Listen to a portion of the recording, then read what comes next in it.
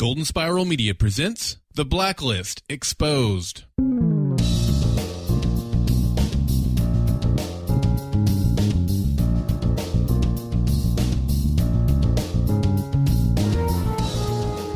When it comes to the blacklist, you do your job and I'll do mine. Luckily, that is talking to all of you and not taking out bad guys that still wiggle on the floor. Welcome to the Blacklist Exposed. I am Agent Troy Heinrichs. And I'm Agent Aaron Peterson, and I am seriously contemplating a future as a bank robber after that cool opening last night. We are going to discuss number 112 on the blacklist, Monarch Douglas Bank, which aired September 29th, 2014. Show notes and other intel for this episode of the Blacklist Exposed can be found at goldenspiralmedia.com/the blacklist. Yes, it was a fantastic episode. Quick initial thoughts, Mr. Peterson. I yield the floor to you. I am extremely impressed because we're in episode 2 and it's the second season and I don't see any evidence of a sophomore slump. No, and I thought this episode was actually a little bit deeper, a little bit more thought put into it from a fan perspective. And I think that's just what you need after a really high, intense first episode. You kind of need that thinker episode to really kind of set the roadmap for the rest of the at least first 8 that we're going to have. And really shocked that they had Berlin and Red go face-to-face this quickly. I absolutely shocked. I did not see that coming. I figured this is going to be drug out for probably until episode 8. And we'll have to have some major discussion as to what we think happens now that these mortal enemies, if you will, have actually seen each other face to face and basically did a pretty simple business transaction. How do you think people listening would feel if we got through the entire episode and never mentioned that they met at Coney Island? Oh, they'd probably be irate with us. So that's why we wanted to make sure we mentioned, yes, we did see it. And it's actually a really high focal part later on in the show for Red's rhetoric, as there were some really great lines delivered by both parties involved. And we're going to delve into the episode here in a second. But last week, we asked all of you our Blacklist Exposed profiling question of the week, which was, is Berlin's daughter dead? And if not, did someone make Berlin think so to upset Red? So what do we got, Troy? Well, Kimberly wrote back and said, I think someone set up Red to turn Berlin against Red and give him another enemy to deal with. And we even got inklings of that as Red and Berlin were talking on that park bench at Coney Island. We sure did. So I think you are definitely on to something. Well, Tanya said that's a very interesting theory. Therefore, meaning Red must have another nemesis. I think Red has about 47 nemesis. Well, I think that he has at least 7 because Berlin is only number 8 on the blacklist. So what are those other 7 big bad guys? Well, if you think about it, he's got well over 100 on the blacklist. So my guess is they're all his enemies and nemesis. Nemesis. I always like to add a few S's. Yep. Well, Raquel said Berlin's daughter is really dead. She died and her body was sent to the stew maker to get rid of it. Red probably had some kind of connection with her, or the way he was when he got her photo wouldn't make sense. As Kimberly said, someone set him up. And it has to be some kind of setup because the thing about the stew maker was to make bodies vanish. So the body parts sent to Berlin probably weren't from his actual daughter. I think it's a optimistic theory. What do you think? Well, I started to think about it and I was like, okay, this kind of makes sense. We could actually send the pieces to Berlin that we needed to send, but then the rest of his daughter does get vaporized by the stew maker. So you could actually have both scenarios happening and that photo then being of Berlin's daughter all along. Wow. That's pretty. Well, you just went from optimistic to horrible. Stewmaker was a pretty horrifying episode to begin with, so. Yeah, it was. It was. Well, Jim said no and yes. I don't think Berlin's daughter is dead, ... but he didn't expand. So do you want to expand on that one, Aaron? I'm sure he thinks she's still out there, possibly keen, which is something that we've alluded to. I don't know if that's the answer because it seems like Berlin knows whatever the connection is between Red and Keen, or at least that's what's alluded to at the end of this episode. Well, and Terry said, I was actually wondering that myself. What do you think? I think that there was a common enemy. There was something that Red and Berlin, and the way that Berlin easily did that transaction at the park bench of wanting his money more and referencing that cargo shipment that's supposedly coming that he's got to pay off and give to somebody else. So there's more to the story, and I definitely think that his daughter is most certainly alive somewhere. The body parts, though, might be hers, might not be hers. I still am not quite sure what actually got sent to him while he was in that Russian prison. All right, I like that. That's an interesting. Man, there's so many theories. I'm starting to lose track already. Well, Karen and I Siegel are aligning with me, asking the question: is Lizzie actually Berlin's daughter? Well, la-di-da. Way to take sides. Way to keep it open and open-minded. I appreciate that. They love you too, Aaron. It's okay. It didn't feel like it. I don't feel loved at all. Roxy says, no, I don't think she is. I think she is Red's daughter. So there's still the original camp that Liz and Red are familial tie somehow, some way. Whew. I got to tell you, I was listening to that theory about Berlin's daughter being Lizzie. But here's what I think. Now that he has said point blank, I saw the connection from you to Keen. I understand that connection now, as he says at the end of this episode. I have a really hard time believing that he would not in some way know that Keen was his daughter. I'm sure he would look through the ends of the earth to find out. Now, there's probably an argument to be made that he could be willing to overlook that because he already assumes his daughter's dead. But as a dad, I don't think that's really a possibility. I think you'd put the age together. There'd be something that would be a trigger for him. All I know is that I would love to see Red and Berlin at the end of the day maybe do a new show, Bosom Buddies, Grumpy Old Men, something of that nature. Their dynamic on that park bench was just awesome. I definitely don't think Peter Stormare should be roommates with anyone, ever. Well, if you want to answer the profiling question of the week, you can do it a few ways. You can comment on our Facebook group over at facebook.com/groups/theblacklistgsm, or you can just search for it using the Blacklist Exposed, or you could go ahead and tweet back at us via @theblacklistgsm, or visit our feedback section over at goldenspiralmedia.com/feedback. Now let's go ahead and break it down with this week's episode case profile. Now, first up for this week's episode case profile, we're getting ready to talk about the main story, but before we get there, I want to ask you something, Troy. What do you think about how Blacklist is handling the stories so far this year? It really feels to me like they have taken that step forward into serialized storytelling more so than they did the first season, where the first season, a lot of the episodes really felt like they were contained episodes with a few overhanging plot lines. And I think that was clearly evident towards the end of this episode as the Mossad agent started to play a more prominent role. I thought it's a one and done thing last week, and here she pops up a few times and now has fully asserted herself into the agency at the behest of Red. The question is, why? Is that to spy on Lizzie? Is this the character we alluded to in our preview episode, or are we going to see something else from that perspective? And this Mossad agent is really just trying to get more information for her own accord. I kind of feel the same way. So I'm glad that they're actually moving in that direction. I definitely prefer serialized storytelling. 22 episodes is really steep to carry that over, but let's see what they can do. Okay, the main story. It revolved around a bank robbery at the Monarch Douglas Bank. What did we learn about what this bank really is? I think we learned that in order to be the executive vice president of the bank, you have to be able to speak many different languages because there's branches all over the world. At first, I thought maybe he was traditionally from either Russia or Poland at some point, since he had a Slavic language tongue with that one dude in the hallway.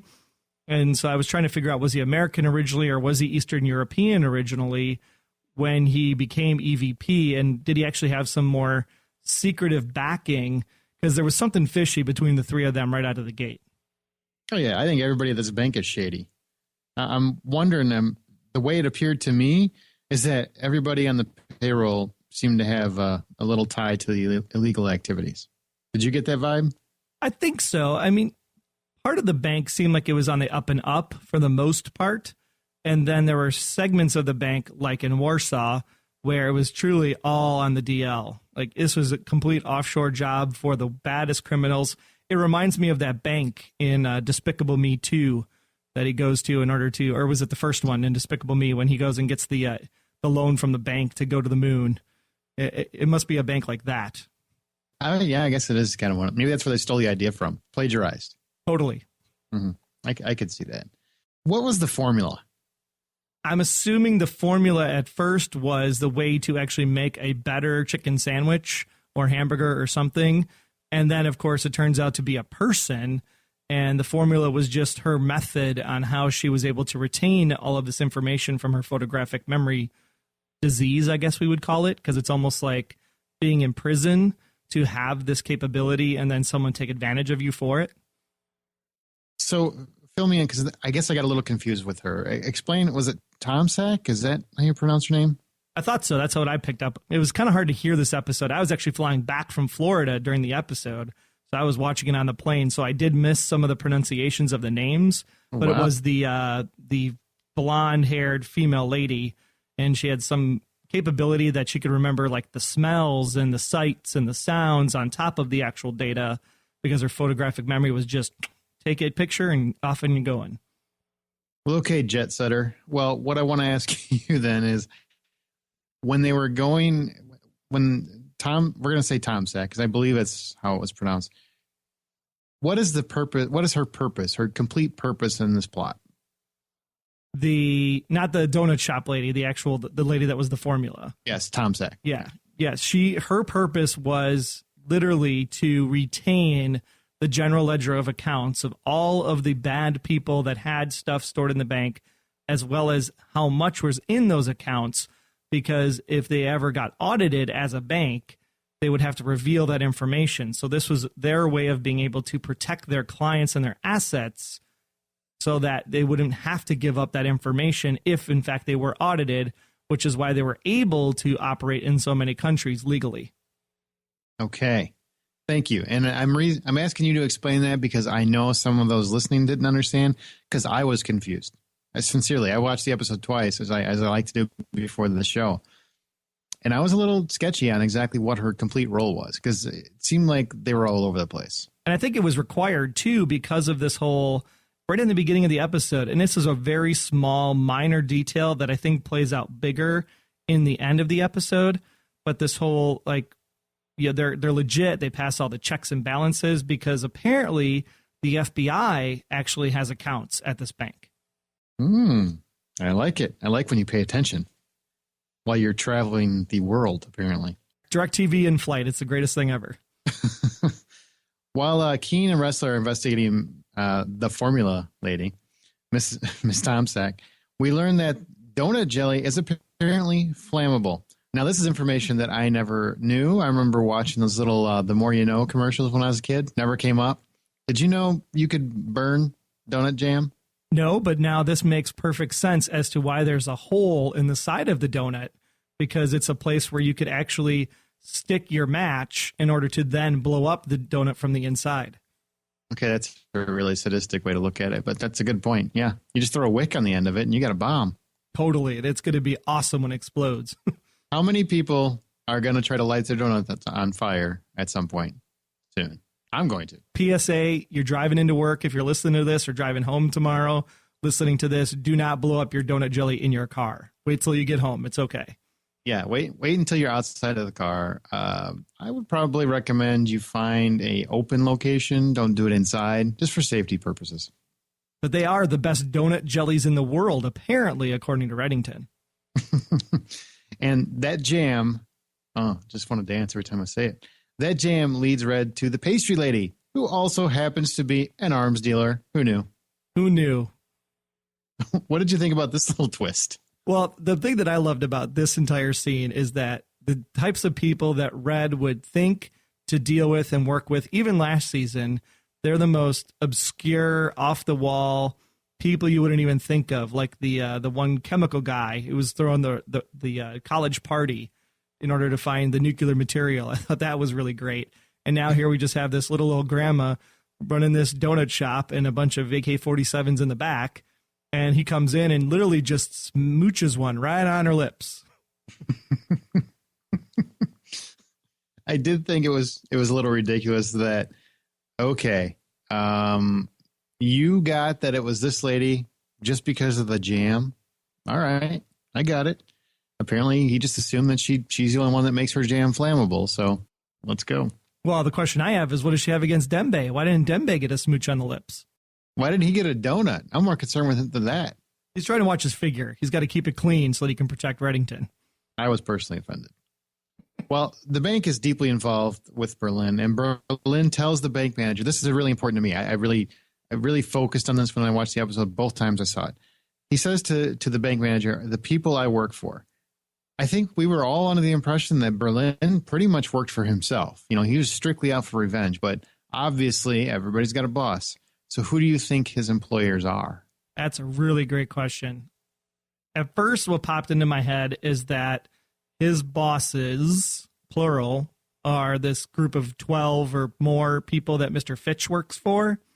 Mm-hmm. That's the only thing that came into my head initially. Beyond that, I couldn't see who he could possibly report to unless he's specifically referring to the people he has this transaction upcoming with the cargo that's on the ship. So it's a singular boss type of transaction versus a permanent boss in some kind of organization. Now, he said the people I work for. It's an organization, in my opinion. It could be contractor, right? So I'm working for Ann Hewitt this week, and I'm working for Kimberly Clark next week. So it could be that kind of situation. I'm working for this particular group of people to oversee this cargo transport safely across into the country. It could be, but I think it's one of those things where it was written and enunciated so profusely by Peter Stormare that I'm convinced it was meant to be picked up on very, very deeply by us so that we're paying attention to that comment. I think there's a much larger conspiracy at work here, and we're just starting to get a taste of it. And I agree with you. I think there is something bigger. But the thing that I love about the Blacklist is the way they write it. You can totally take that scene two ways, and that's the best part of the show, is that you could be sitting there thinking one thing, and then tomorrow it's something totally different. Oh, yeah. I don't believe anything Red says. Just about anything. I mean, if he said, hey, it's sunny out, I would actually go check. Even if I could see out the window, I'd be like, you know what? I'm going outside. That is totally true. Well, can we talk about one thing before we get into the characters? We like to go into what happened to each character for the episode. But I want to talk about how the women on the show are just as tough as the men. Because in that fight scene, I can't think of a single other show where a woman gets sucker punched like that. And it's not meant to be seen as a sign of weakness. I mean, she gets right back up and she's at him. The bigger thing is that they are absolutely tougher than the men because Ressler's just sitting there with his hands over his face going, what should I do? Well, I love that. I love that fight scene. Keen, she did what she could to keep up with the guy, and the guy managed to escape for a little while anyway. And then you've got, Mossad that caught him out there and beat his ass in the hallway. And then you've got Naomi who's stabbing people with chicken bones. Now, that was an interesting twist because who else do we know that would actually fashion a bone into a weapon? I don't know. Who else do we know, Troy? Berlin. So where did she learn that skill? That's what you have to wonder. Well, I don't think they know each other. They don't. Well, I mean, she knows him from her past association with Red, but I don't think there's like what are you trying to allude to, I should say? Well, who's to say that Mrs. Reddington was so pissed off at Red for everything that she did to him that Mrs. Reddington couldn't have been the one sending pieces to Berlin in order to frame Red. Oh, look at you. You're making me think. I like it. That's I like that. Either way, chicken wing to the throat, still the awesomest. That was great. I didn't see it come. I mean, I thought she was going to use it to, cut her way through or ropes or something. I had no idea she was going to stab a guy through the throat. Yeah, maybe hand, maybe a leg just to get away. But, dude, right in the face, that was classic. Yeah, maybe she got the wishbone. She was just going to hope for something, She had the wishbone. She could have taken out two guys at once. Apparently, because she's a chicken bone ninja. All right, characters this week. Cooper. He's definitely got a more prominent role. He's back in charge. And I got to say, I thought Harry Lennox brought a little bit more swagger to the character this week. He was pissed off. I mean, he's just like, wow, how could you lose these people? How could you let Red take the witness? And he is just on everybody. And then the line he said was probably the best line of the night. It's like, oh, she's the manicurist? No, she's a surgeon. Of course she is. Okay, go pick her up. I just like, and we talked about it last week too. I'm glad that they kept him around and they gave him more to do.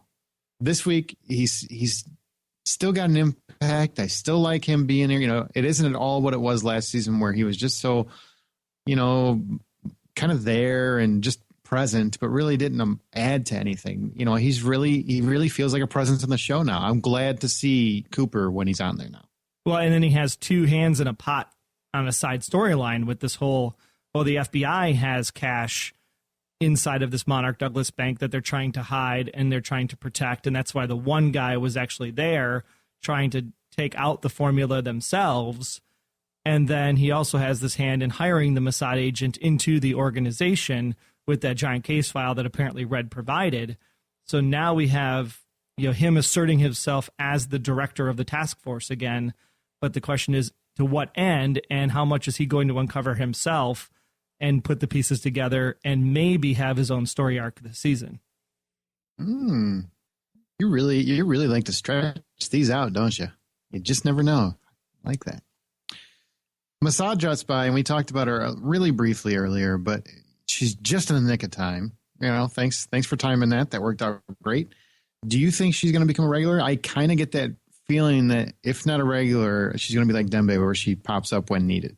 Well, she was there at the end of the episode, and we know that she's now part of the task force in some way. So I would say becoming a regular. The big question is how was she tracking Liz and Ressler to begin with to get to the formula into that safe house? Was it of her own accord? Did Red set her up from the beginning? That's the big question from this episode, is how did she know? And was she there to get Liz out in the end because Red had sent her there to begin with? Well, I wonder if she's being tested. Sometimes in series, when they, last season they had, what was her name? The agent that died at the end of the season. Myrna, thank you. Sometimes they have characters that just don't gel. They just don't click with viewers. And so they want to bring in somebody new. Well, to me, it feels like they're testing this character to see how she sits with the audience. And that's what we're getting. We're getting a little bit of taste of her each week. And at some point, they're either going to introduce her a little fuller into the fold if audiences keep connecting with her, or they'll dispatch her in some way. Oh, so when you mean tested, you mean the network, the showrunners testing her character to see the audience response.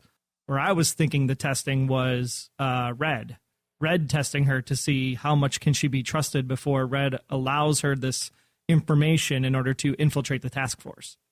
No, I think the audience is being tested. I really think that they got a little bit of a kickback from the character last year, where people just didn't like her, and it wasn't the actress's fault. It's just very underwritten, and it just didn't seem to click with viewers. And sometimes that happens. And the feeling I get is that the showrunners are introducing her, giving her a little bit to do, and seeing if she clicks before they commit to her. I could buy that. I'll go with that. That's just my 2 cents. Now, Ressler, he is a much better shot than he is a surgeon. I got to tell you, it didn't look like he really knew what he was doing in that cab. Didn't look very proficient to me. In fact, at one point, I'm like, I think you're making it worse, man. I'm convinced you're actually opening that wound up. So let me confirm, because what I saw on the small screen as I was watching it on the airplane, he did shove a tampon into her open wound to clog the open wound. Was that what I saw? Yeah. Well, I mean, you got to use it for something. That's what it was kind of invented for, man. It makes sense. Well, his pill issue made a return. In fact, when he's comforting her and he's trying to, Tom Stock, when he's trying to alleviate some of her pain, he offers her some of his, I assume that's his pills, because they just came out of nowhere, right? Yeah, he had them in his pocket, carrying them around. And then he's like, here, take 2 of these. And I was waiting for Liz to look over to be like, oh, why do you have those in your pocket? Yeah. I don't know if I like this storyline. I think the actor is deserving of a little bit deeper than that. What do you think? Well, the big question I had was why the delayed reaction in the interrogation room? Is that really something that's a symptom of the pills? Is that something that's a symptom of he's not sleeping because of the pills? Oh. So what was it that caused him to have that delayed response? I mean, he just kind of sat there like a zombie, like he didn't even know what was going on. So did he space out? Did he black out? Was he just too tired? What do you think? That's an interesting theory. I really hadn't thought that it was the pill issue, but it absolutely could be. And maybe that was his contemplation at the end where he's sitting there debating taking them. And obviously we don't see if he does or he does not take them. But maybe that's what the issue was. Maybe he was sitting there remembering that moment in the interrogation room where he's just like, huh? While the guy runs out of the room. But he does run out there and does fire a warning shot, which was fairly accurate. And he seemed to be on top of his game throughout the rest of the episode. So I'm not sure if that's what was happening versus he was just in shock in the interrogation room. And then if you're Liz, you're pressing him about the situation. And then at the end of the episode, she's like, I was really kind of being hard on you. It's okay. I'm sorry. Touches his shoulder, makes him, feel comforted. And then immediately he looks at the pill bottle, but puts it away. So does that mean, oh, hey, I have a problem and he's recognizing it? Or it was, hey, I have my little pills and I'll be fine? That's a good question, man. See, I don't like when you introduce pain addiction and that sort of thing. It always feels very melodramatic to me. And it's one of the show's firing all cylinders. I really like where it's going. The first 2 episodes of this season have been great. This is probably the one plot point I'm not a fan of yet. Maybe it plays out a little better than it seems so far, but as of right now, I don't love it. Well, and is it the story driver for Lizzie and Ressler and their relationship, whatever that's going to become, partners, buddies, lovers, you name it? Is this the thing that's going to drive the two of them together into whatever they unfold as the season progresses? That's quite possible. We'll find out. There's a lot more Ressler coming.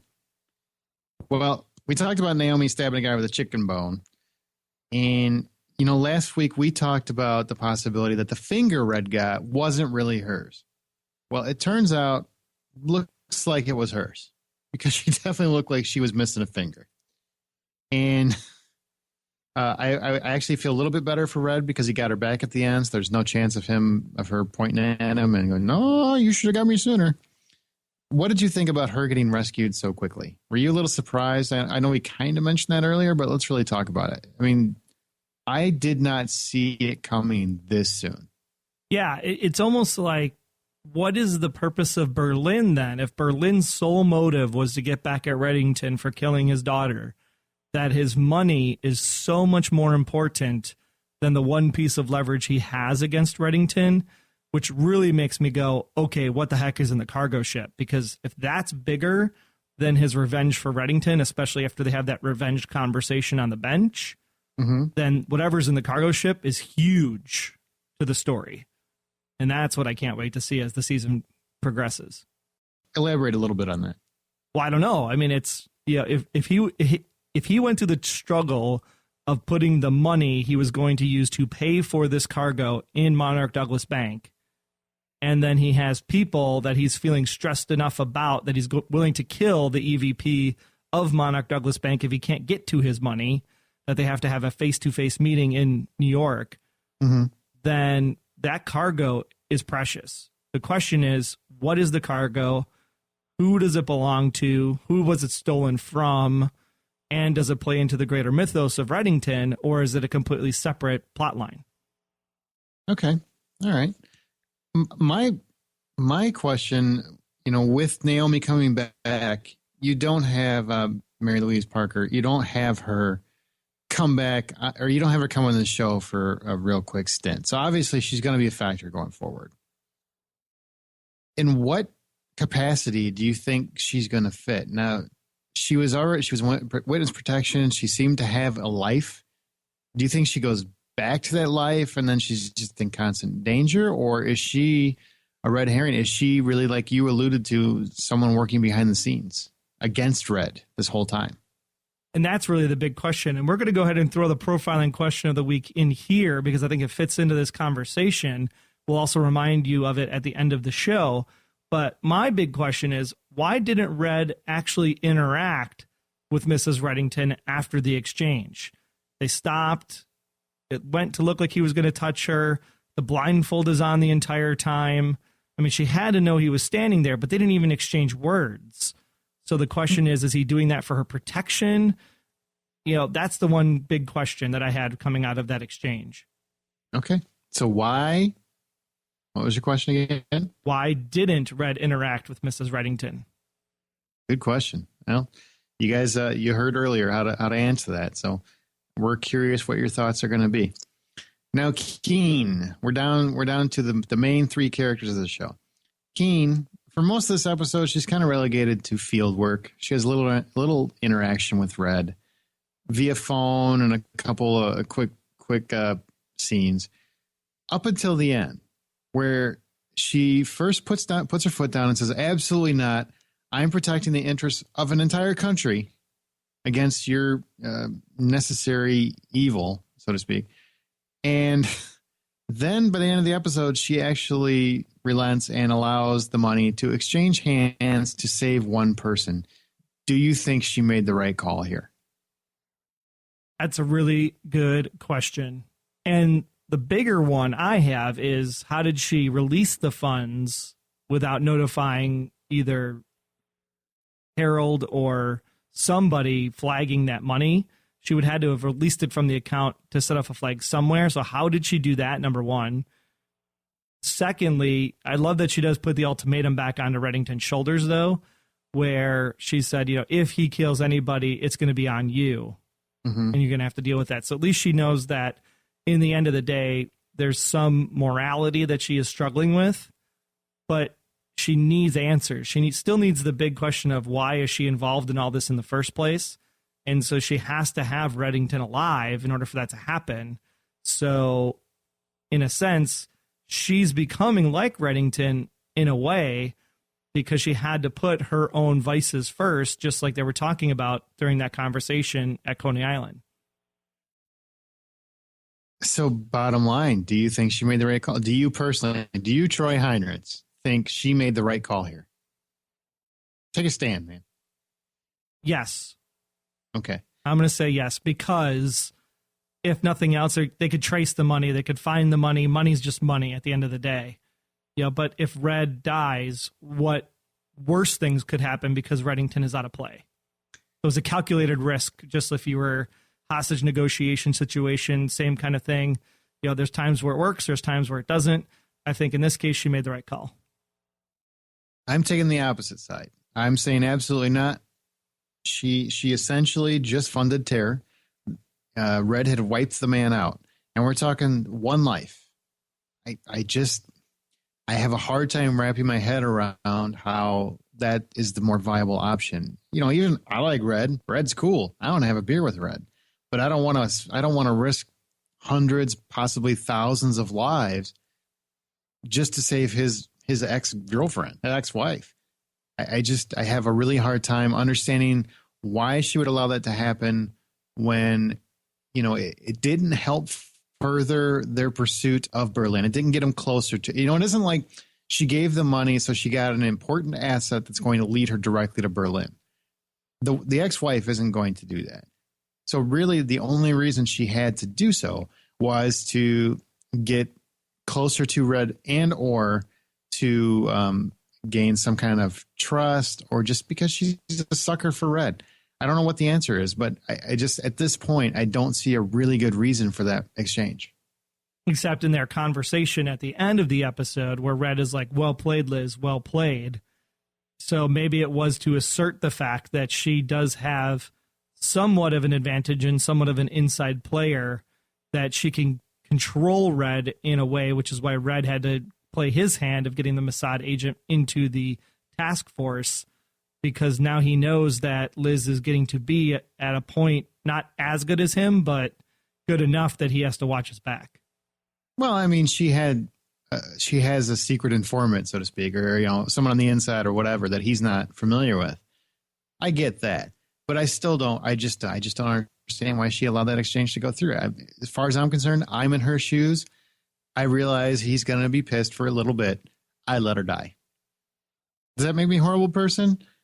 Probably. I like Mary Louise Park. I think she's a fine actress, but sometimes you just got to go. Well, she would die and Red would die. Well, not necessarily would Red die.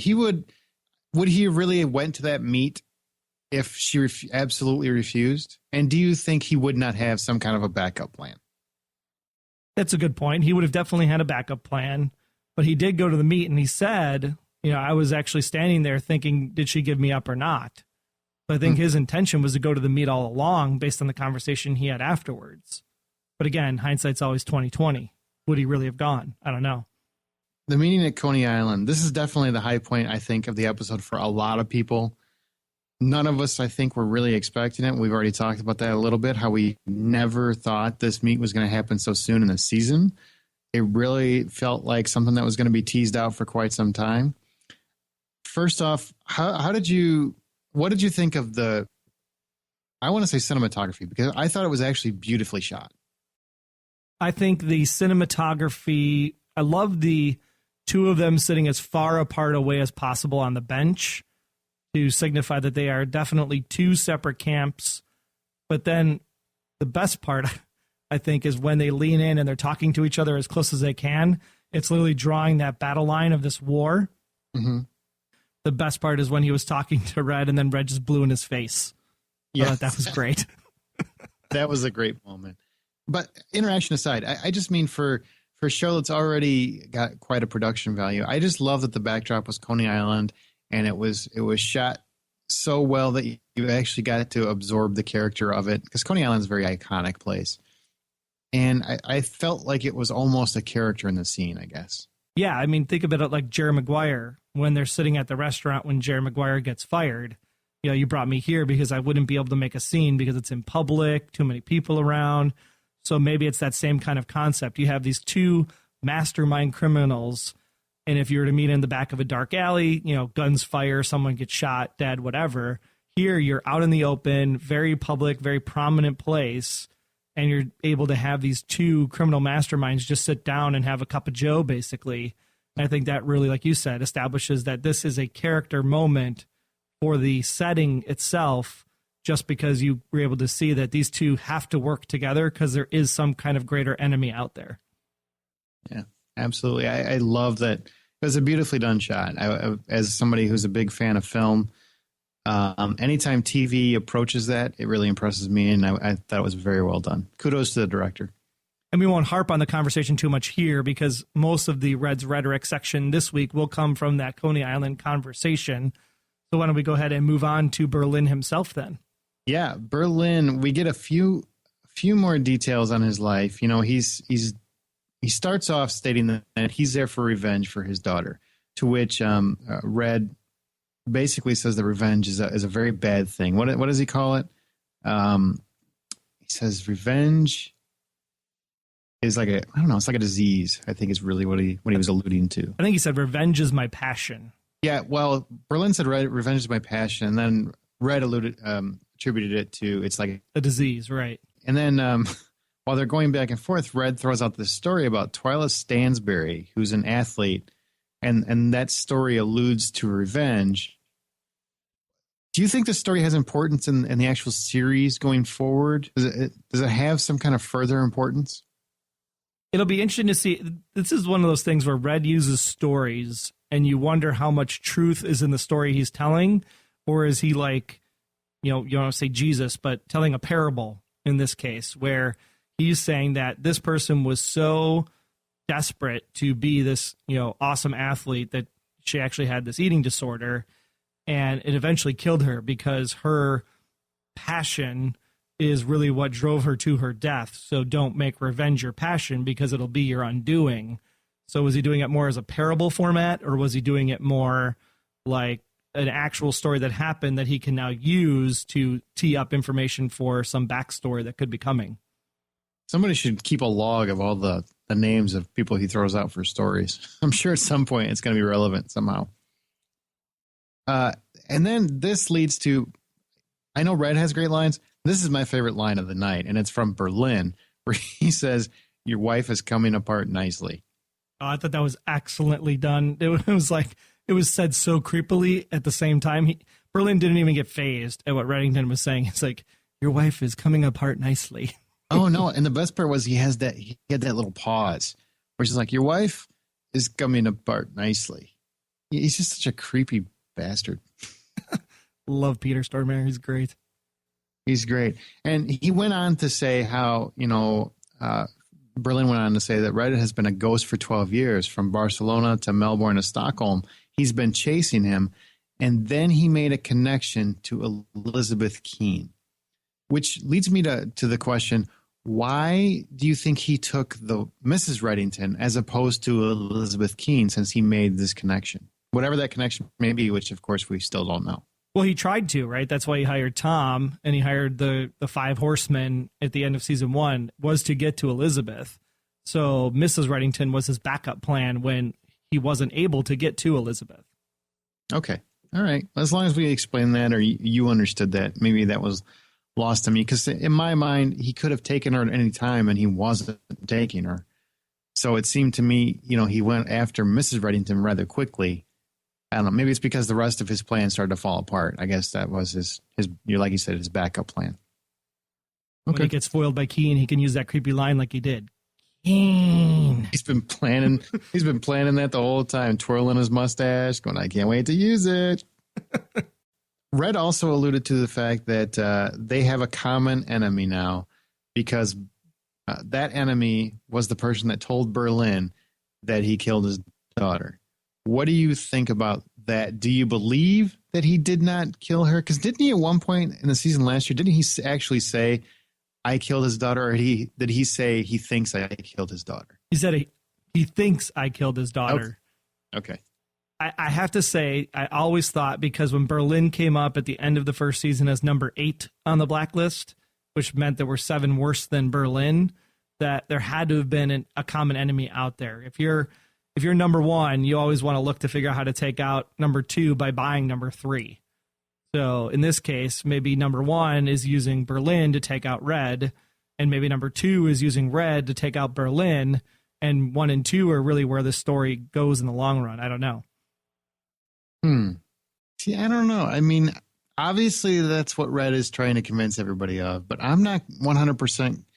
I realize that they don't want us to think Red's totally evil, because it would be hard to sympathize with a character that we are well aware killed a young woman. So my TV thinking says, of course, Red didn't kill this girl, but I want this character to be really dark thinking says, yeah, he did. It's the old misdirection thing. Yeah, well, I think it's more hopeful. I know TV-wise, I'm almost positive he didn't kill her, because it's almost like a law somewhere that in TV, no matter how dark a villain is, there's certain things you can't do, and it feels like this is one of those things. All right. Just my argument that Red, to keep him redeemable, that's one thing he couldn't have done. Now, I would love to see them go against type, and that actually, Red did do it. That would be fantastic for me, because I love when TV series take chances, and this show has been taking a few of them. I just don't have enough confidence in any TV series to take that big a chance, and you killed a young girl. But we did learn more about his daughter, which actually really surprised me, the details. He finds out his daughter's named Jennifer. She was put in protective custody with Mom, and they lost contact of her 7 years ago. What did you make of that? Well, first thing I went back to was I ran the names back through: Lucy Brooks, Jolene Parker. Okay, none of them were named Jennifer. So Jolene was not Jennifer, because that was the first thing I thought, was that he was trying to track down Jolene, because Jolene was his daughter. But obviously Jolene's dead by Tom's hands, and now we know that Jennifer was the name versus Lucy Brooks, which was Jolene's original name before she had the one guy strip her of her identity and change her appearance and all that jazz. So I think that the details are important, because they're clearly stating that Red has a daughter named Jennifer, not a daughter named Elizabeth. Mm-hmm. The question then becomes, though, is the same thing in play? Could Jennifer end up being somebody else because of all of the people on the blacklist we found out about last year? Very interesting stuff. I have a real confusing thought about this whole process, where is it not Mrs. Reddington's daughter? Like maybe Jennifer was adopted? No, I'm saying, but it is allegedly Jennifer or Mrs. Reddington's. It's Naomi's daughter, right? That's what I'm assuming. Yeah, it's the daughter between Mrs. Reddington and Red. So how did they lose contact? I mean, how did that never come up? You would think if a daughter disappeared that Red would know about it somehow. Well, it sounded like she'd been the way I understood it was they were in witness protection together, and then they separated them into two separate witness protection programs, or same program but different places, so that they couldn't actually contact each other. Maybe because of something Red did 7 years ago that made them worried that Red was going to find both of them. So maybe they were separated for their own good because of what Reddington was doing on the criminal front, and that's why they can't find her now, because she's buried in witness protection. All right. This is going to play out very, very interestingly, I have a feeling. I'm looking forward to how this story plays out. So now we've got Red has Naomi back, even though I'm not really convinced he wanted her to begin with, because he doesn't even, hey, how you doing? How's that finger? When he sees her. And Berlin has all of his money back. So where do you think we go from here? Berlin obviously is focused on the container, the cargo ship that's coming to make that transaction and that deal. The question is the money tagged, and will they be able to trace it, or does Berlin have that money scot-free? Then with Naomi, the bigger question is where's Dembe taking her? Is she going to be in Red's custody? Is she a prisoner? Can she roam freely? What's going to happen there? Because the fact that Raymond and her didn't actually talk or touch or anything, doesn't even see Red at the exchange, what does she think is actually going on?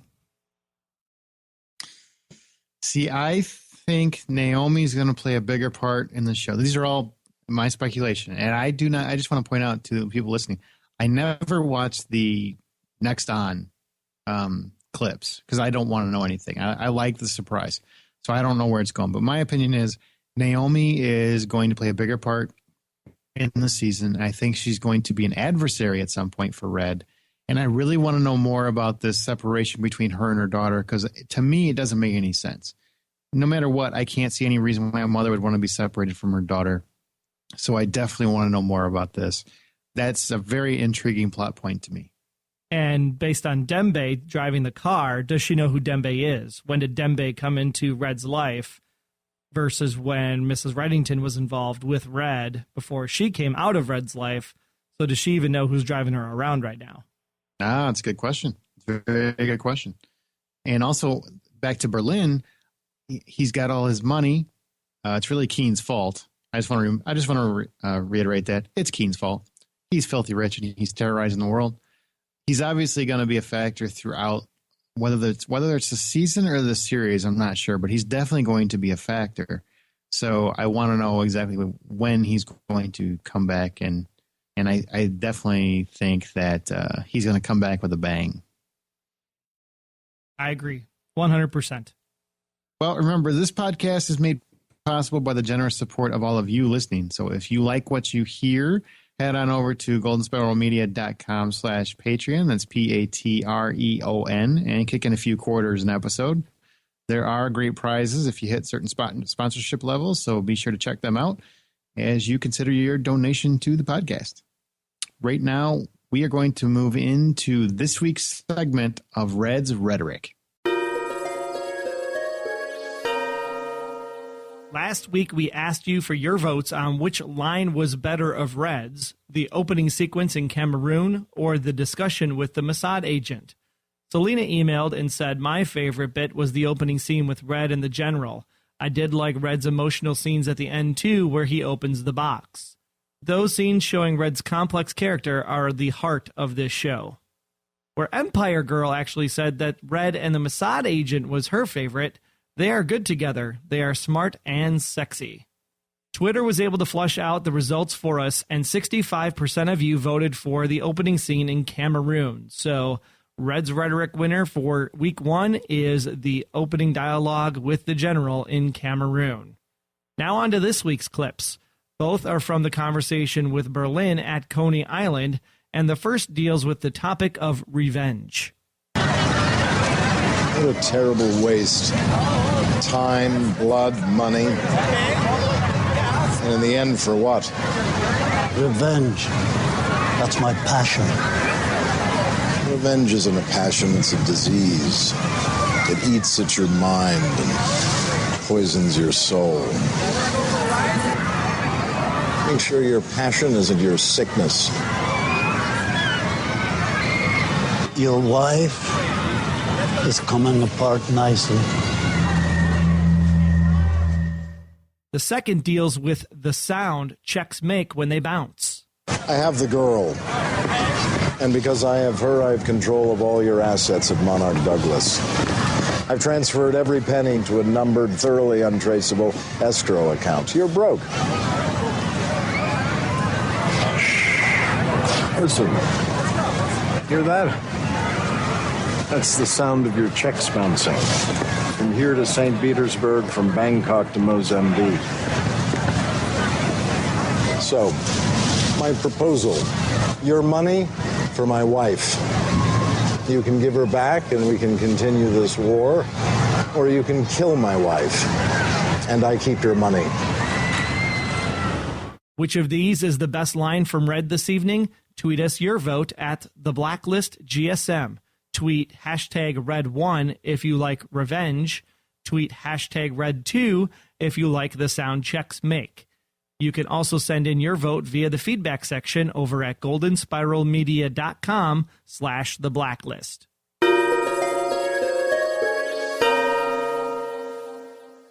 And now we move into our special agent intel this week, and we heard from Todd again in Illinois, did we not, Aaron? We did. We heard from Todd. Todd becoming a regular. He says, hi, Troy and Aaron. Todd here to send in my feedback for this week's episode of Blacklist. I give Monarch Trust 9.5 bloody teeth. Number one, should mention that Berlin is only 8th on the blacklist, which begs the question, who is number one? Oh, I think that'll be the very last episode. And I think Red is number one. That's my 2 cents. Will we ever get to see him/her? If so, I hope they make him or her more of an antagonist than Berlin. Otherwise, it would be a huge letdown. So if you say Red is number one, then I say Naomi is number two. Oh, there we go. Or maybe who does number two work for? Or this maybe number one is actually Keen. Ooh, that'd be cool because remember her dad was a criminal. Yep, could be a nice little twist. Keep it guessing. Number two, was that a stub on Jessica's finger? So that was the finger that was sent to Reddington in the box. That's what I gathered. Yes, sir. I agree. Number three, the whole photographic memory for money laundering thing is pretty cool. I'm glad everybody else understood it as clearly as you guys seem to, because I was a little confused. Yeah, definitely cool. Yeah, definitely Kmart.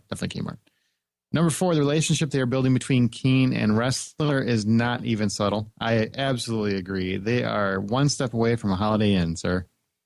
Or a Howard Johnson's. No, they're a little classier than a Howard Johnson's. Number five, the beginning of the episode with the guy that was still alive was great. Another prime example of the great acting of James Spader. Yeah, he just shot him.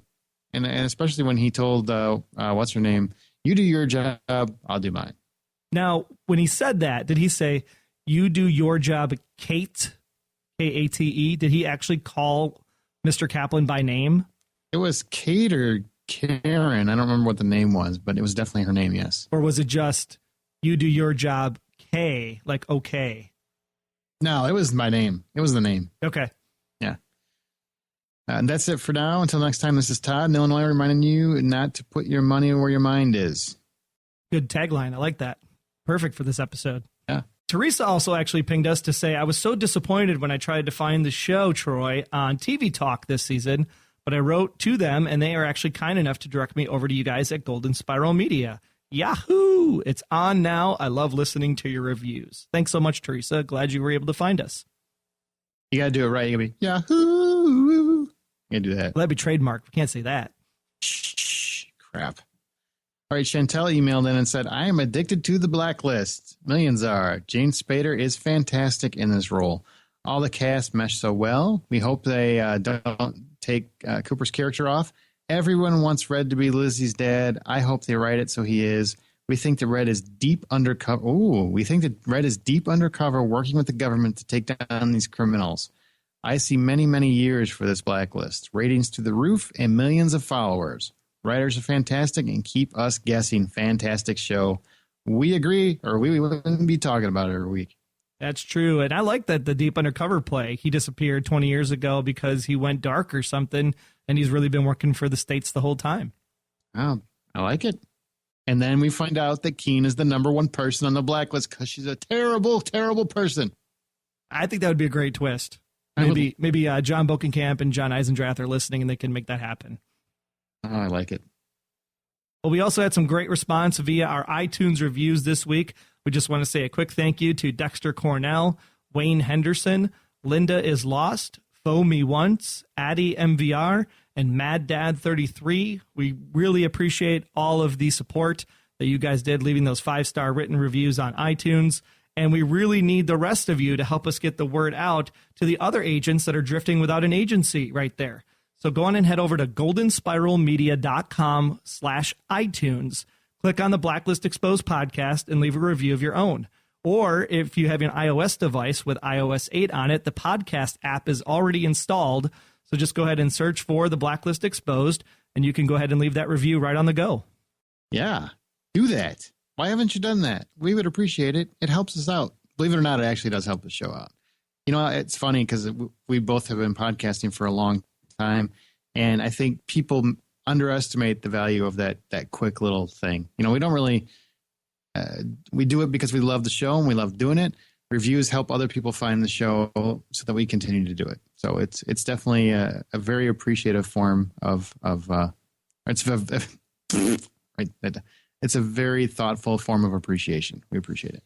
Well, that's going to conclude this episode. Be sure to follow us on Twitter this season at the Blacklist GSM.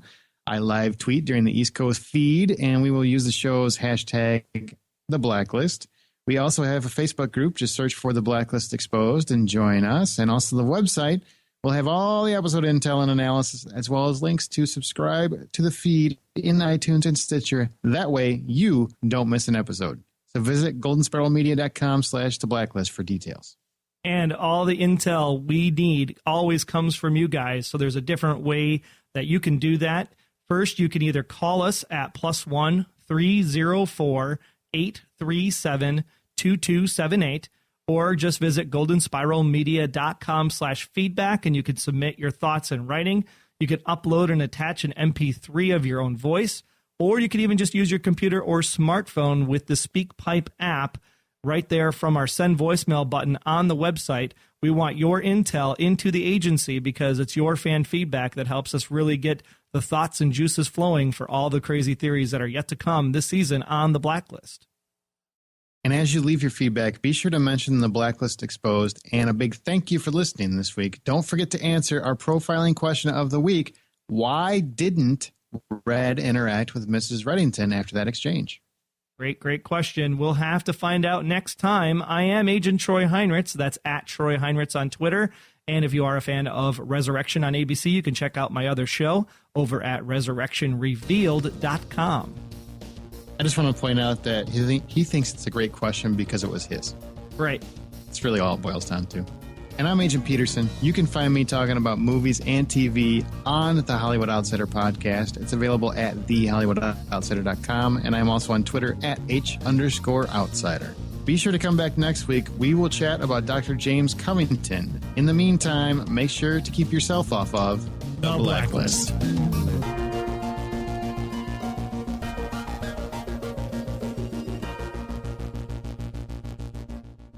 The Blacklist Exposed is a Golden Spiral Media production, copyright 2014. Find more of our great podcasts at goldenspiralmedia.com/podcasts.